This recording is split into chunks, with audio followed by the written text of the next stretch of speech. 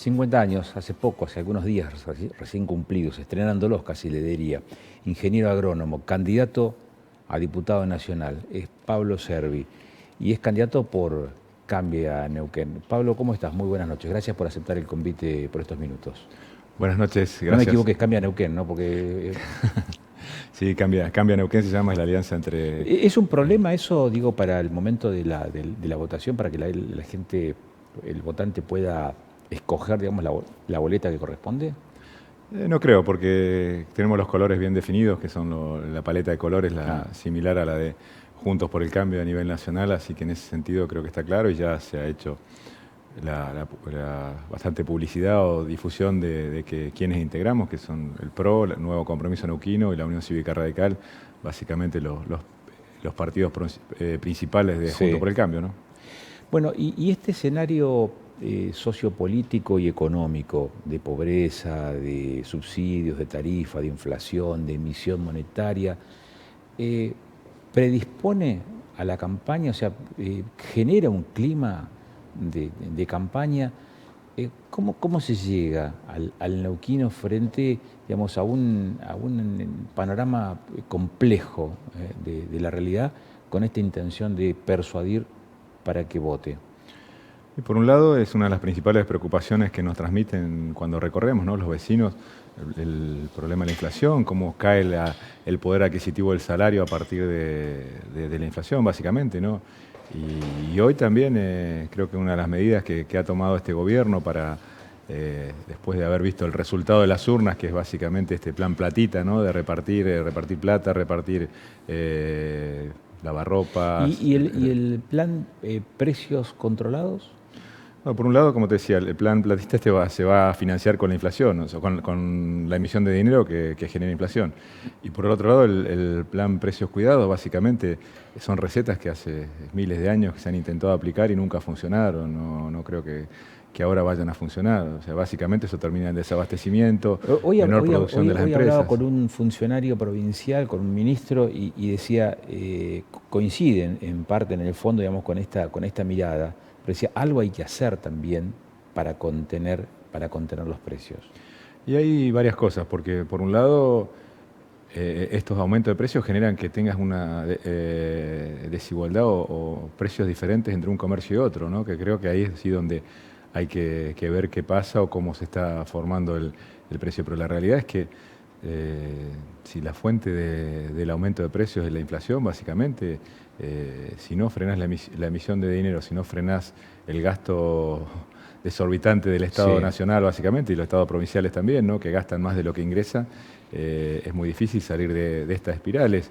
O sea, emitís dinero, eso genera pérdida del valor adquisitivo del salario, genera más pobreza y es un perro que se muerde la cola de alguna manera, ¿no? Si no cortás de alguna manera, y la forma de cortarlo es siendo eficientes en el gasto del Estado, no gastar más de lo que entra de alguna manera. Ahora, eso, no gastar más de lo que entra, es lo mismo que decir hay que reducir el déficit fiscal o hay que eliminar el déficit fiscal. No pareciera ser una prioridad, por lo menos desde hace bastante tiempo esta parte, porque ningún gobierno ha logrado avanzar en eso. Y todos han pateado la pelota para adelante. Eh, Avanzar en un esquema de reducción del déficit implicaría dejar sin red de contención a un importante número de personas. Yo creo que básicamente lo que hay que hacer es transformar eso en empleo, transformar los planes sociales en empleo, ¿no? Pero generando las condiciones para que aquel que tiene un emprendimiento, que tiene un negocio, un comercio, pueda generar más empleo y reemplazar los planes sociales por empleo, que es una de las grandes demandas que estamos teniendo, ¿no? Porque uno piensa inclusive en sectores de bajos recursos o sectores, hay pueblos completos del interior de la provincia que viven del Estado o de un subsidio, y lo que te planteas, no queremos más, sobre todo los jóvenes, no queremos más esto, queremos un empleo de calidad para poder ganarnos nosotros nuestro ingreso, nuestro pan de cada día, digamos, ¿no? Entonces creo que ahí está el desafío, hay que generar las condiciones para que la economía, que el sector privado pueda despegar, pueda arrancar y pueda haber movimiento. Y ese creo que es el gran desafío, que se hace acomodando la carga fiscal. Hoy tenemos también, el sistema que tenemos hace que cada vez haya más informalidad. Si no logramos, cada vez pagan más, menos Menos personas, contribuyentes. Entonces, si logramos simplificar el sistema tributario, bajar la carga fiscal, si más pagan menos, se va a juntar la misma cantidad de dinero. Y por otro lado hay que fomentar el empleo también, ¿no? Pareciera ser un discurso que resulta simpático para, por ejemplo, para el sector contribuyente, pero no para el resto de la población que a lo mejor no percibe la carga fiscal ni cuando va a comprar un paquete de harina, ni cuando va a cargar un litro de combustible, ni cuando va a pagar una tasa de algún servicio o de algún servicio, como pueden ser internet, como pueden ser las tarifas, como pueden ser otros servicios, donde la carga fiscal está. Es decir, no se percibe, me da esa sensación, en algunos sectores que esa baja de impuestos también lo puede alcanzar.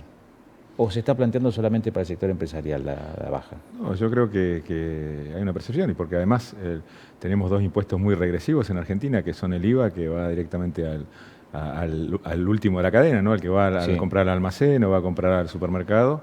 Y el otro es la inflación. Por ahí un tributarista me va a decir no es un impuesto en sí, pero básicamente es una forma de recaudar que tiene el Estado, ¿no? Diluyendo el valor de la moneda, y de esa manera compensa el déficit fiscal que tiene el Estado. Entonces, creo que son cuestiones muy regresivas, y creo que la inflación sí la perciben todos los contribuyentes. ¿Le entiende el vecino, digamos, no aquel que tiene tal vez un nivel de instrucción o de formación más alto, o que tiene un emprendimiento empresarial, el que está en relación de dependencia, o el que está buscando alguna relación de dependencia, o el que está buscando tal vez emprender algo? ¿Se percibe, digamos, esta temática, esta problemática en realidad? Sí, yo creo que hoy justamente lo que estamos viendo es esto, primero la demanda que hay de empleo, de condiciones para poder desarrollarse también los emprendedores, pero hoy la inflación te diría que sí, está muy claro, y en cualquier sector que hablemos nos hablan de eso, porque la realidad es que vas a comprar y vas a la semana siguiente o a los 15 días y aumentaron los alimentos, aumentaron los insumos o las distintas cuestiones que hacen a las distintas actividades, y les pasa a otros emprendedores o empresarios que hay problemas también para conseguir insumos para poder llevar adelante la actividad de cada uno, ¿no? ¿Qué percibís que va a pasar después del 14 de noviembre? Digo porque las opciones pueden ser que la gestión de gobierno salga mal, más o menos mal, o muy mal en estas elecciones, pero hay muy pocas chances de que salga bien de este proceso electivo. Ahora, tiene 2 años más de gestión. ¿Qué va a pasar después del 15 de noviembre? ¿Con qué escenarios ustedes están proyectando se van a encontrar después del proceso electivo? En principio es preocupante si repiten la receta frente al resultado del 12 de septiembre, ¿no? Que fue radicalizar las posturas, casi un golpe interno, ¿no? Un golpe institucional generado por la vicepresidenta del país, que obligó a un cambio de gabinete, y un gabinete que se radicalizó, ¿no? Con viejos conocidos de la política y justamente conocidos por sus mañas, ¿no? Entonces, realmente, y esto que hablábamos antes, el plan platita, inyectar más plata en base a generar emisión, empeorar más la situación del país. Entonces, si el mensaje de las urnas se ratifica, lo del 12 de septiembre, que es lo que indicarían las encuestas y lo que se está viendo, si no se toma el mensaje realmente de las urnas, que donde fue claro el veredicto, las urnas hablaron y el veredicto fue claro, y no hacer cambios de rumbo realmente en línea de acomodar la economía, de acomodar la cuestión institucional, y en función de también respetar si hay una nueva composición del Congreso, creo que puede ser traumático. Ahora, si realmente el gobierno nacional, entendiendo que le quedan 2 años por delante y 2 años complicados con esta situación, sobre todo con la situación económica, ¿no? que trae aparejado toda una cuestión social y una cuestión de muchas otras cosas complejas, creo que si lo entiende vamos a tener un escenario, y si se busca radicalizar o no, o negar el resultado, creo que puede ser complejo desde la gobernabilidad. Por parte de del espacio nuestro, ya se mostró en el pospaso, cuando hubo este golpe institucional generado por ellos mismos. Creo que fuimos muy responsables de la oposición en plantear que no somos destituyentes y muy cautos a la hora de opinar, ¿no? Y en ese terreno, Pablo, ¿cómo se imaginan o cómo se están prefigurando la posibilidad de fomentar, estimular o acceder a algún nivel de acuerdo respecto de lo que hay que hacer, digamos, con una postura firme e impositiva respecto de esos caminos a transitar, o tal vez más contemporizadora entre una posición y la otra. Digo, ¿hay posibilidades de un acercamiento de fuerzas políticas entre una gestión de gobierno caracterizada más por el populismo y una mirada más liberal de las cosas o más aperturista de la economía? En principio hoy no se ven las condiciones de parte del gobierno porque no hay un diálogo, no se puede dialogar, o sea, de hecho el Congreso no viene funcionando, solamente se sacan las leyes que plantea el oficialismo. En función del resultado que se dé, como decíamos, los escenarios posibles, creo que la discusión va a tener que pasar por el Congreso y se generarán los acuerdos, lo que no, una cogobernabilidad, como por ahí plantean el gobierno, que quieren meter a la oposición dentro de sus problemas, sino que lo que se le va a pedir es que planteen un plan económico, un plan de gobierno, y a partir de ahí con un diálogo sincero, pero marcando las canchas y marcando las condiciones, ¿no? Básicamente que funcionen las instituciones republicanas, que funcione la división de poderes, que la justicia sea independiente y que podamos generar una discusión de ¿Que la justicia sea lineamientos independiente depende de la política o depende de la justicia? Yo creo que de las dos, pero básicamente hay un condicionamiento fuerte. Es muy importante si logramos replicar el resultado del 12 de septiembre, ahora el 14 de noviembre, porque básicamente los jueces los designa el Senado, ¿no? Y venimos solamente en la elección del año 83, un gobierno no peronista logró un buen resultado de tener un equilibrio de fuerza en el Senado. Después en adelante siempre ha tenido mayoría el peronismo, entonces por ahí viene la designación de jueces, han estado ligados a cierto espacio político. Claro. Digamos, ¿no? Y en eso, ¿cómo se plantean abordar, digamos, la cuestión judicial? O cómo se lo plantean o cómo se lo imaginan. Después te pregunto esto, en comunicación, en periodismo se habla, por ejemplo, de la censura o de la autocensura, ¿no? Son dos mecanismos distintos, pero en uno de los casos funciona hacia adentro de la persona. La autocensura, digamos, son aquellas barreras que uno no puede sortear para explayarse libremente respecto de los temas que le interesan. En la justicia uno puede decir, bueno, puede pasar más o menos lo mismo. ¿De qué manera la política condiciona el ejercicio de la política y de qué manera los actores, los operadores judiciales, digo, funcionarios y magistrados, se sienten condicionados y pueden darse un mayor o menor margen de maniobra? Y esto lo planteo porque en la Argentina todas las acciones que se iniciaron, por ejemplo, contra mandatarios o contra políticos, han sido una vez que terminaron sus mandatos. La gran diferencia estaba en Brasil, que el caso de Dilma Rousseff implicó la conclusión de su mandato anticipadamente por una causa judicial e inclusive la causa contra Lula, pero eso vino después. Pero lo de Dilma es importante. Ahora, nuestro país nunca pudo avanzar contra un político en ejercicio. ¿Cómo, digamos, está dentro de las prioridades la justicia? ¿Lo van a plantear en el Congreso de la Nación esta temática? ¿O cómo lo van a plantear? En principio, como decías, hoy hay las prioridades económicas y hay cuestiones que van a hacer del día después. El otro día tuvimos la visita de Martín Lustó y decía que la diferencia en las elecciones es que un partido de 90 minutos termina los 90 minutos y tiene el resultado, y en esto el 15 de noviembre, el 14 son las elecciones, el 15 de noviembre empieza el partido, ¿no? Claro. Y creo que ahí hay muchas discusiones que dar y discusión importante, y sobre todo con los escenarios que planteabas, que se puede necesitar de lo institucional un Congreso que funcione y del ámbito natural de discusión, porque hay representación de todo. ¿O no es posible, digamos, teniendo una vicepresidenta con causas judiciales en trámite? No, lo que sí te decía, teniendo la discusión en el Congreso, pero logrando equilibrio de fuerzas, yo creo que ahí la justicia va a tener más libertad para trabajar. Creo que en esto, con la libertad que le da y la división de poderes que debe existir en el país, creo que a partir de ahí se debería poder darle el respaldo político para que la justicia realmente sea independiente y genere los fallos, claro, en función de la ley, ¿no? ¿Las alianzas tienen que ser, o las cercanías de la política tienen que ser con los sindicatos o con el empresariado? Yo creo que hay que dialogar con todos los sectores, ¿no? Tanto los sindicatos, lo que pasa es que también tenemos tanto los sindicatos como sectores empresarios, hay cuestiones que si llegamos a esto también uno, antes me preguntabas por qué podía haber o qué diferente. Yo creo que en el caso mío, que vengo de la actividad privada y toda la vida nunca cobré un sueldo del Estado, poder plantear otra visión, ¿no? Porque también los que hemos llegado hasta acá por los que nos han conducido, que la mayoría siempre ha vivido del Estado. Y por otro lado tenés tanto empresarios como sindicatos que por ahí también han sido parte o cómplices de hasta dónde llegamos, ¿no? Entonces creo que también hay que trabajar, hay que dialogar con los distintos sectores o actores de las actividades para construir algunos acuerdos mínimos para ver hacia dónde ir, ¿no? Y en ese dialogar con los distintos actores, y te cambio de ámbito, de tema, la cuestión mapuche, ¿cómo la ves? La veo muy, muy complicada, ¿no? Por inacción del gobierno en marcar la cancha, y de la justicia, básicamente, lo que hablábamos antes. Esto implica más a las justicias provinciales, en principio, ¿no? Pero realmente, inclusive en el caso de Tratayén, que es un caso que está vigente, una usurpación en una tierra que ya habíamos tenido una experiencia previa en el 2017, habíamos logrado un desalojo y un acuerdo donde tanto la Confederación Mapuche como esta supuesta comunidad o los representantes de la supuesta comunidad Futatrayén aceptaban que esas tierras eran privadas, que no tenían ningún derecho que reclamar.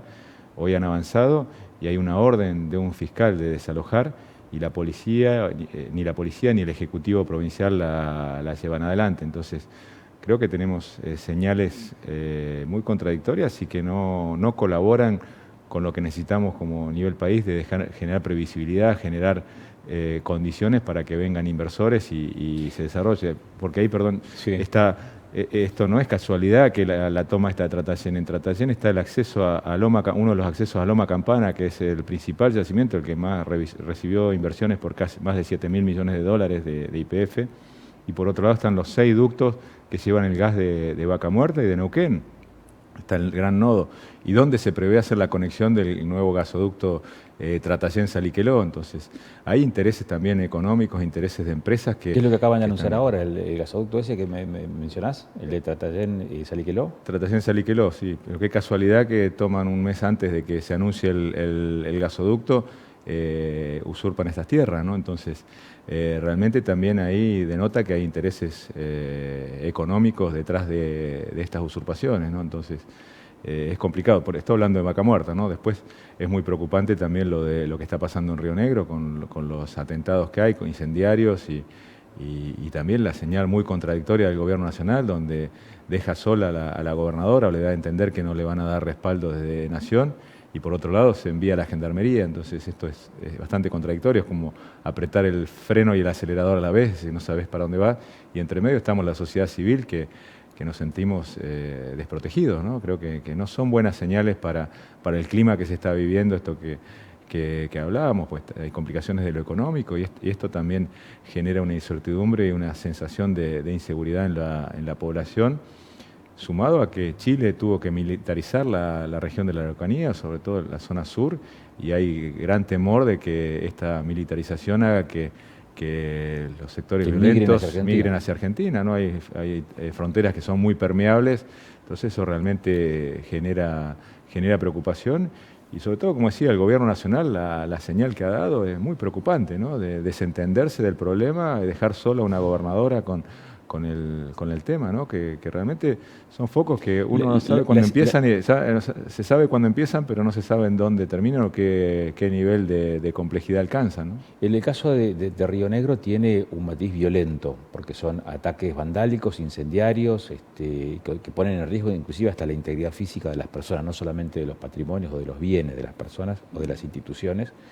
En Neuquén no se ha llegado a ese extremo, pero sí hay situaciones. Añelo tiene una situación, Tratayén tiene otra situación. Digo, hay casos. ¿Está en manos de provincia resolverlo o está en manos también del gobierno nacional y de provincia resolver esta cuestión? En principio es la justicia provincial, pero yo creo que ahí también hay una confusión. En caso de Río Negro son incendios, pero en Neuquén ha habido un ataque a un grupo, a una familia en los barriales, inclusive con violencia, sí. Y que se termina minimizando por parte de la Confederación. Desconocen a las personas, ¿no? El que comete una cosa de eso ya lo desconozco, ¿no?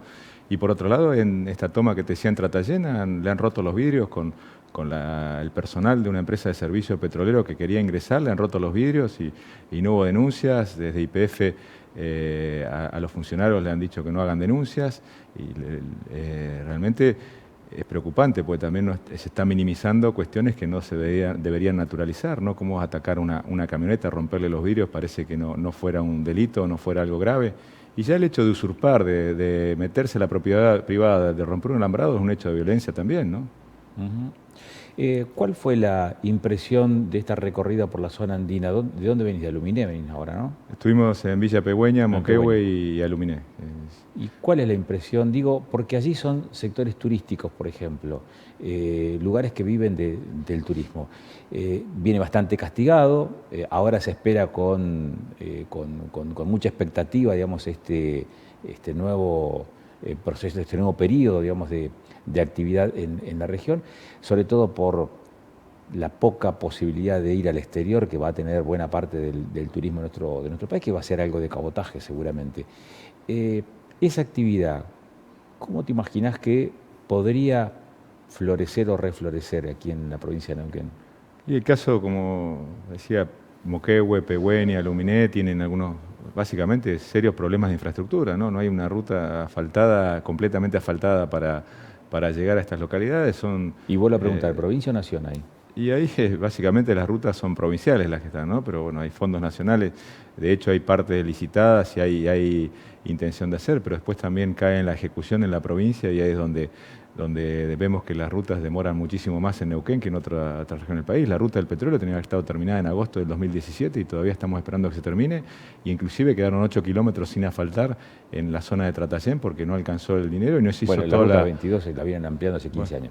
También, pero en Tratayén nos hizo todo las defensas aluvionales y el recambio de las alcantarillas que había que hacer porque no alcanzó el dinero, ¿no? Entonces estamos hablando de vaca muerta, de donde la mira el mundo, la mira el país como una gran alternativa también de ingreso de recursos, y no hay una ruta en condiciones ni siquiera para ir allá o se demora en hacerla.